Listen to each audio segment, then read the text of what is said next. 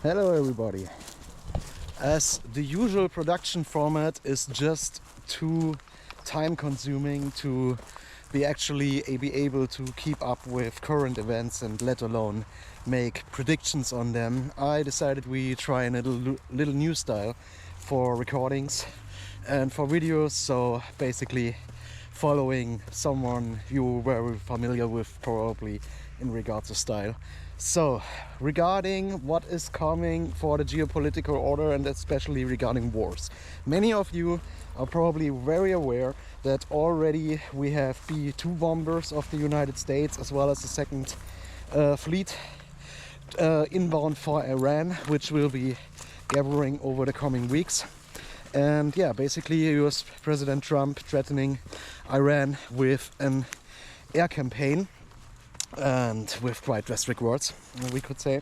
And yeah, the latest stance actually seems to be that the Iranians are already abandoning the Houthis, for example, while actually the attacks on ships in that area stopped quite a while ago already. Anyway, we will be talking about regarding dominoes, which might start falling over in the coming weeks, months, years, as the developments are quite fast in many aspects. Please, as always, take it with a grain of salt.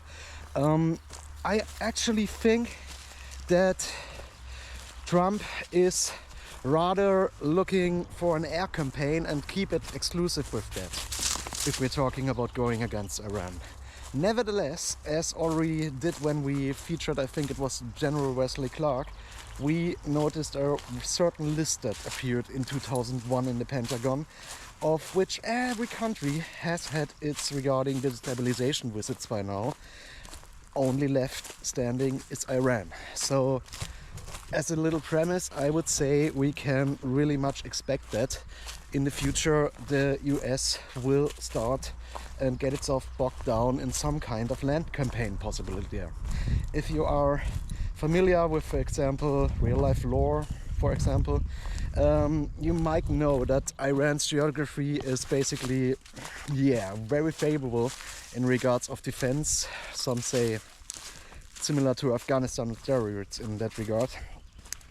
Anyway, coming back to Europe, as I'm broadcasting from there, as the English audience might not know, is that our regarding let's say a labor union of the soldiers regarding Colonel Wüst recently appeared on television and told the bare facts that the German army would need 1,000 tank vehicles, for example, so tanking for refueling, and we got 70 currently of these. So that might give you a little perspective on how capable the European armies without the American components might actually be. This especially, as you probably heard in many regards mentioned already, that NATO structures are mostly dominated by regarding US personnel, while in regards of capabilities, we rely on 40-70% exclusively on the Americans, and whatever patchwork you might be able to gather from the European army at the moment, I would not deem able to penetrate into Russia more than like 50 kilometers, for example. So if we look at especially the regards of available ammunitions and everything, wow. So we really need at least years of industrial efforts, and this is a big thing, smart, politically incentivized and funded efforts. And of course, someone like Rheinmetall, if you give them enough money, they will make everything happen. The thing is then again regulations and everything, but still such takes time. And what I can really see on the horizon is that USA starts, as we already see, challenging China more in the Indo-Pacific area, basically withdrawing ever more from Middle East and European theater. And even if there is a change of US policy in the future, the Europeans won't suddenly be rowing back on everything they said recently, and it's also quite in their interest. The Americans have been telling us long enough that we should get our act together in regarding of defense capabilities, supply chains and everything. So and now we got the receipt, and yeah, so I don't see anything of that being rolled back, even if there should be a new US administration in the future that should say, yeah, we come back into the integration and everything, while no one is, in my estimates, really talking about actually leaving so far. I think that everyone is just, oh, suddenly the Americans won't bail us out anymore. Oh, it won't be of any use to scream that a wounded guy is US American because you know their air support is coming to get you out. Why? If we take as a premise that, and I think that is just logical to assume, that even if they came back in a more integrated way or a more open, friendly way, like the politicians seem to need it so desperately, I really think that still, when the US should be bound in several campaigns, that it still would give itself naturally the priority in regards of, okay, I got spare parts, Europe needs some, I need some, okay, this is like it is.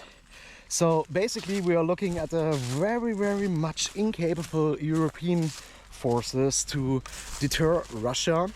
While I'm not saying that I really see it on the horizon that they from themselves would start a campaign right now. But on the other side, when the US is withdrawing massively and the current climate keeps being upheld, then when we then have the US suddenly starting something in Iran, someone in the South China Sea, a certain someone in Asia might get ideas, because already declared that by 2027 they will be going for Taiwan, or 2029 possibly, you never know.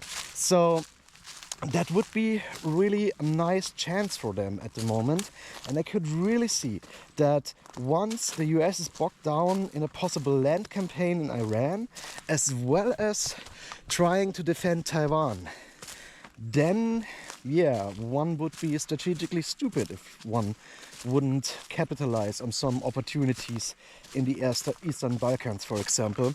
So I very much can see such coming.